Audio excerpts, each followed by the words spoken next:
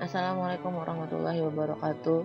Halo, selamat siang teman-teman perkembangan media. Kita lanjut ya materi perkuliahan kita pada pertemuan kelima ini. Dan hari ini kita akan membahas media cetak sebagai media tradisional.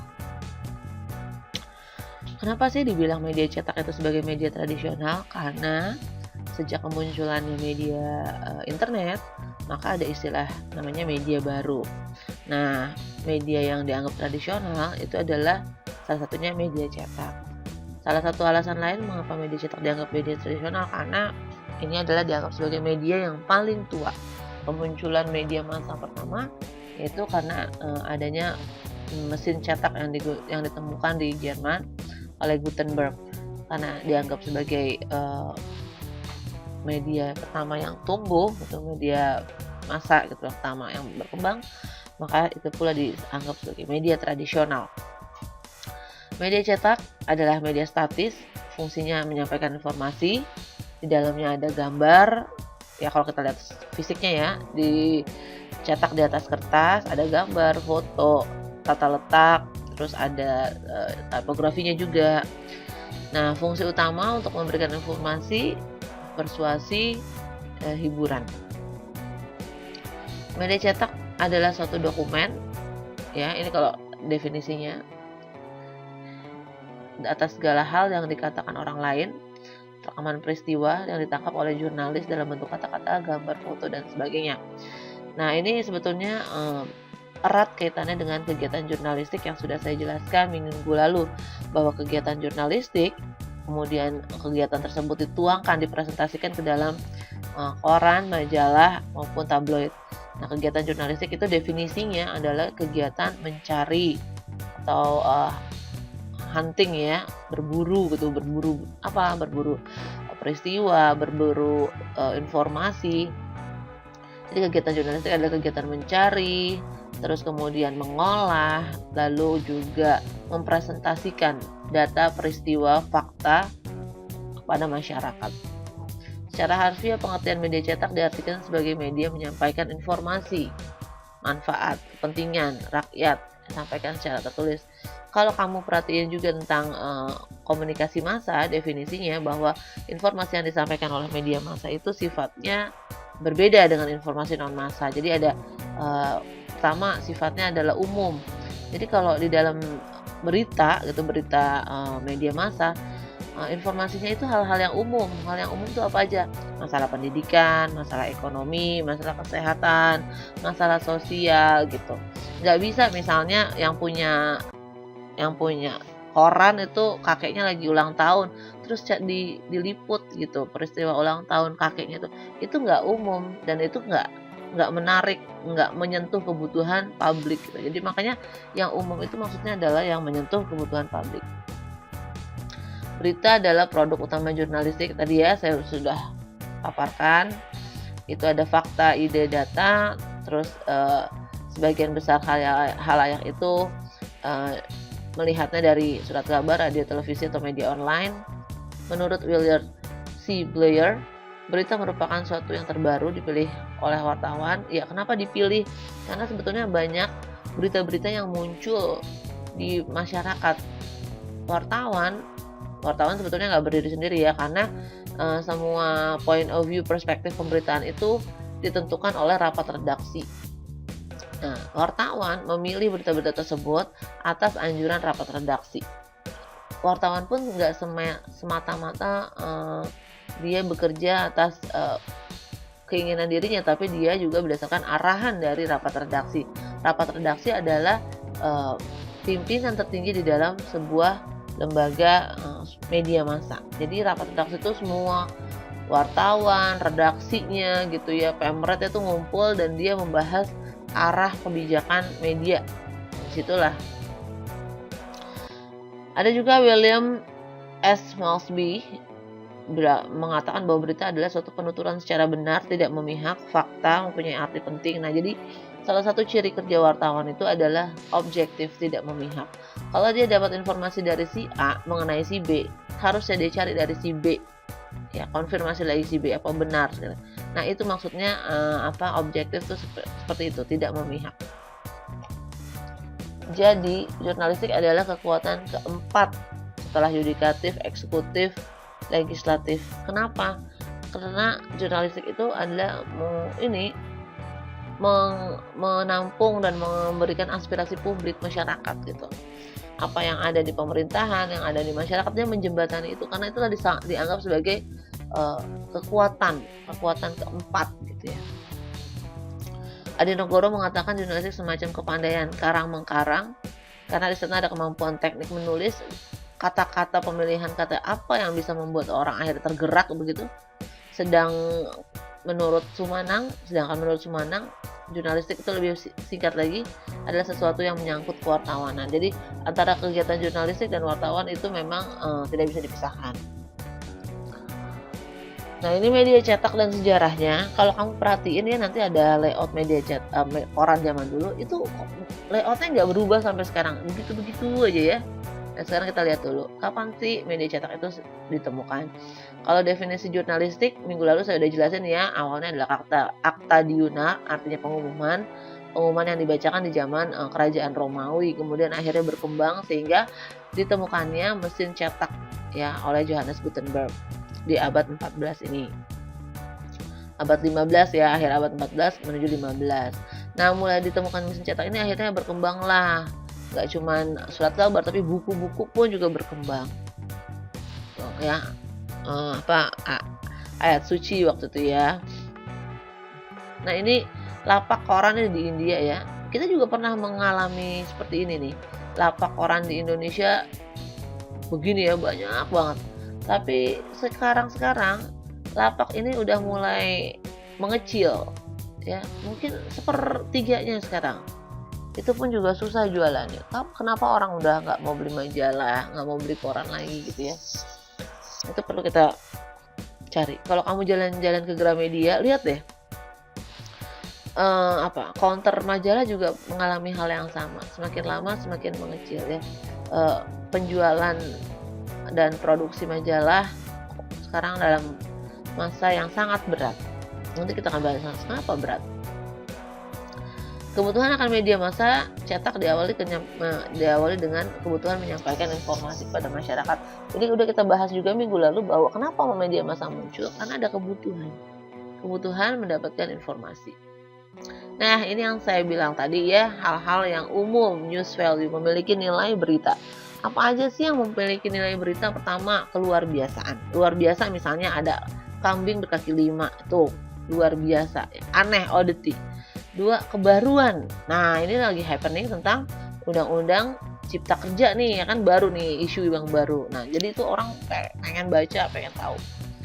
Sebab akibat atau impact, misalnya dari undang-undang cipta kerja ini, impact-nya apa nih? Nah, itu juga bisa dikaitkan. Aktual itu artinya yang paling baru, kebaruan, fresh from the oven. Hampir sama ya dengan kebaruan.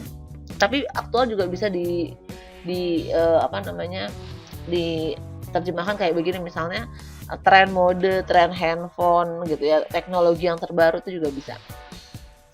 Kedekatan atau proximity, banyak berita di sekitar kita, tapi mana yang menurut kita lebih layak kita konsumsi? Kayak begini, misalnya ada berita tentang perkembangan COVID-19, ada yang di Jakarta, ada berita yang di misalnya India.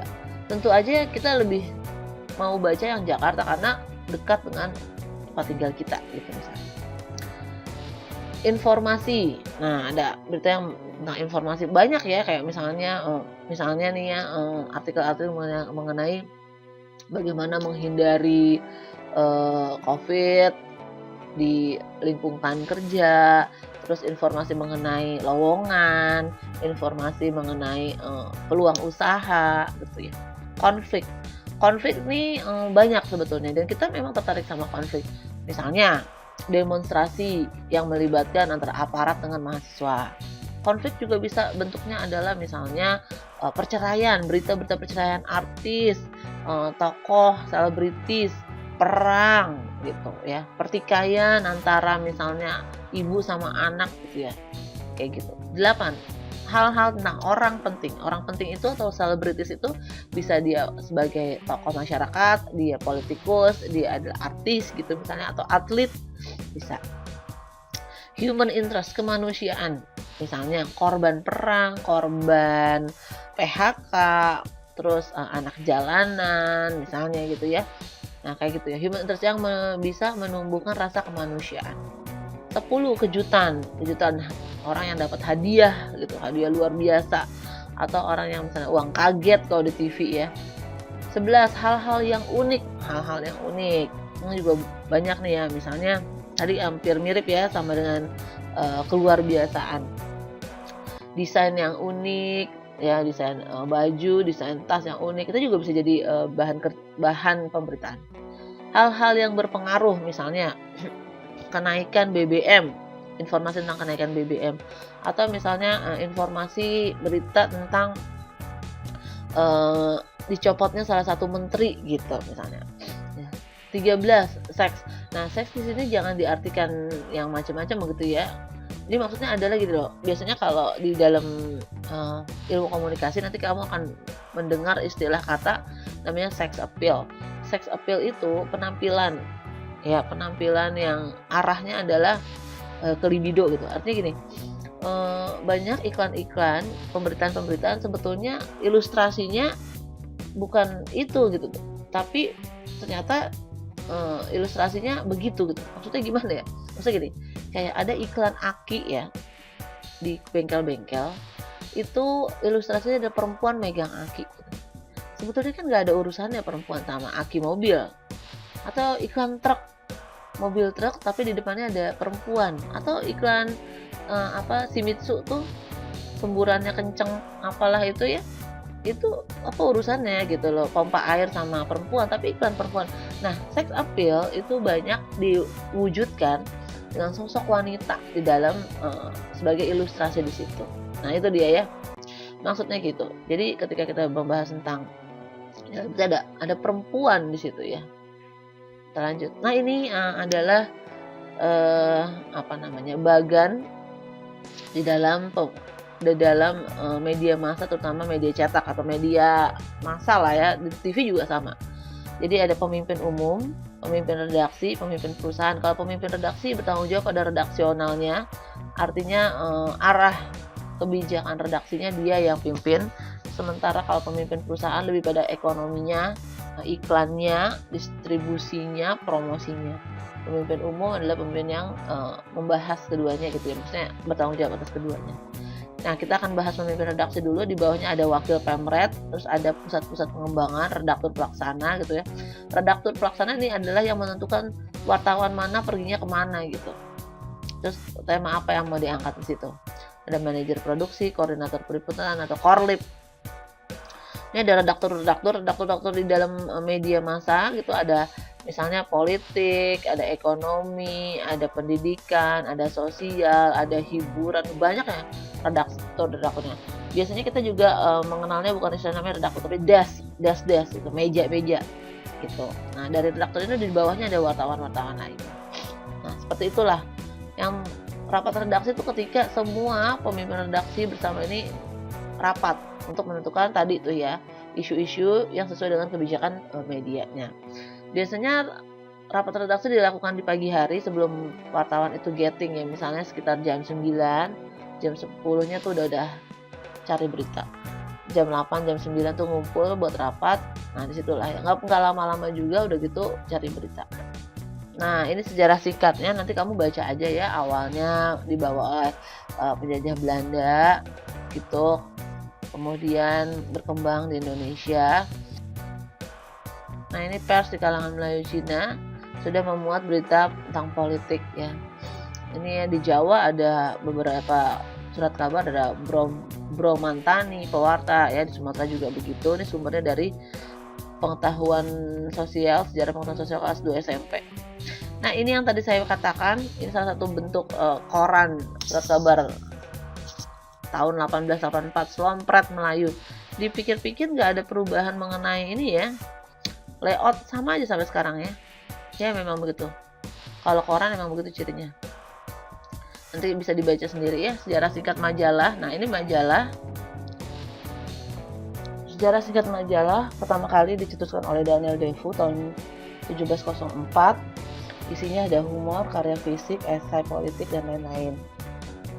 Bedanya majalah dengan koran, majalah itu biasanya untuk didokumentasi ya. Jadi untuk disimpan untuk sebagai untuk koleksi gitu. Dilihat dari fisiknya, majalah itu halamannya lebih banyak karena umurnya juga lebih panjang. Majalah tuh umurnya bisa sebulan, bisa 2 minggu, bisa 1 minggu ya. Sementara kalau koran itu kan cuma 1 hari. Terus dilihat dari bentuk fisiknya juga, majalah itu lebih bagus kertasnya, foto-fotonya lebih keluar gitu. Sementara kalau koran kan karena ngejar kebaruan, ngejar aktualitas, jadi cetaknya kurang bagus. Tapi memang itulah adalah karakter dari majalah maupun koran. Pengkelompokan majalah terdiri dari berbagai jenis, ada mass magazine, news magazine, class magazine, special magazine. Mass magazine itu diperuntukkan bagi masyarakat umum, intinya macam-macam di situ. Kalau news magazine, majalah yang dominan isinya berita, kayak misalnya majalah Tempo, terus majalah sekarang masih ada nggak ya, Forum. Nah kayak gitu, jadi lebih berat di beritanya. Mass magazine ini udah nggak banyak kita lihat ya, maksudnya bahkan kayaknya sekarang udah nggak ada ya. Karena apa? Karena ciri khas majalah itu adalah sangat segmentatif ya, segmentasinya adalah tajam. 3, kelas magazine mencari segmentasi tertentu, misalnya majalah untuk orang tua, ibu-ibu, perempuan gitu. Dan special magazine, jadi kayak misalnya majalah khusus pencinta tanaman gitu ya. Nah ini lihat dari umur majalah, ada yang mingguan terbitnya, 2 mingguan, 2 minggu, 3 bulan, 3 bulanan, bulletin.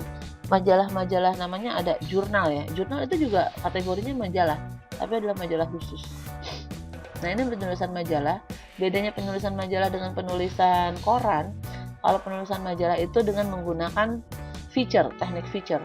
Jadi ada sastranya gitu di situ ya. Kalau kamu lihat ini contohnya nih, ini gaya feature. Tujuannya apa? Tujuannya supaya orang nggak cepat bosan, kayak baca novel jadinya. Sementara kalau buat koran, penulisannya itu namanya straight news, langsung, gaya langsung gitu. 5W1H aja prinsipnya. Nah ini majalah sastra, ini khusus ya. Ini Indonesia Traveler, ini majalah Class ya. Ini ada di Gramedia maupun toko buku lainnya ya. Ini yang beredar di Indonesia tapi pakai bahasa Inggris. Ini khusus buat kelas atas nih. Nah ini ya, bedanya media cetak itu kekuatannya salah satu ada informasinya, di teksnya. Nah, ini menggunakan bahasa jurnalistik. Makanya bahasa jurnalistik ini agak berbeda dengan bahasa Indonesia, walaupun menggunakan bahasa Indonesia yang baku, tapi sering dipotong-potong gitu misalnya ya teksnya. Ini karakternya sederhana, singkat, padat, lugas ya. Lugas tuh langsung to the point, bernas, menggelitik. Ini contohnya. Aksi protes buyarkan KTT Asia Pattaya. Buyarkan. Nah, ini ini yang maksud saya tadi, dipotong-potong ya. Aksi protes buyarkan, kan bukan membuyarkan.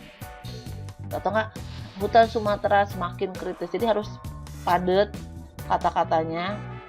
Dan itu bisa menggelitik, itu bisa bikin orang terpancing. Tujuan dari jurnalisme adalah pertama mengemukakan kebenaran, melayani kepentingan masyarakat, verifikasi, objektif, memantau kaum kekuasaan, forum publik, memikat dan relevan, proporsional, dan pro hati nurani. Makanya kenapa para wartawan itu ya dulu ya, itu kayaknya keren gitu, karena yang dibela adalah masyarakat gitu ya. Dan memang pekerjaan wartawan ini bahayanya karena berbenturan dengan aparat misalnya ya, atau misalnya orang-orang yang banyak duitnya, misalnya dia mau membongkar kasus korupsi, dia membongkar skandal, itu kan artinya dia harus berhubungan dengan maut gitu.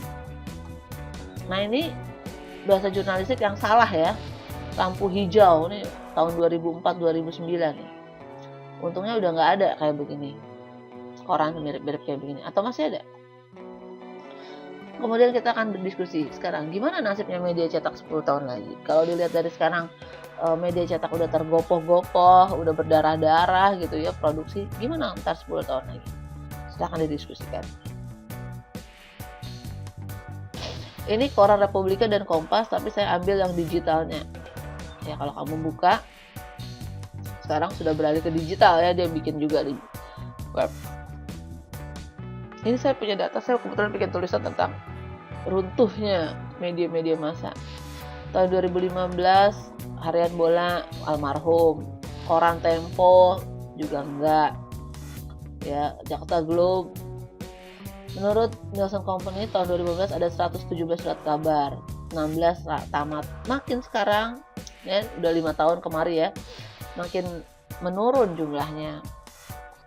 Ya, saya juga bikin dari 38 mengalami nasib yang sama. 132 majalah dari 170 bertahan. Ya jadi 38 udah nggak ada ya. Kemungkinan sekarang, ini kan saya nulisnya tahun 2016, menurun lagi, makin menurun. Oke. Terima kasih atas perhatiannya teman-teman. Ya, jika ada yang ingin ditanyakan, silahkan kita diskusi di forum. Akhir kata saya ucapkan Assalamualaikum warahmatullahi wabarakatuh.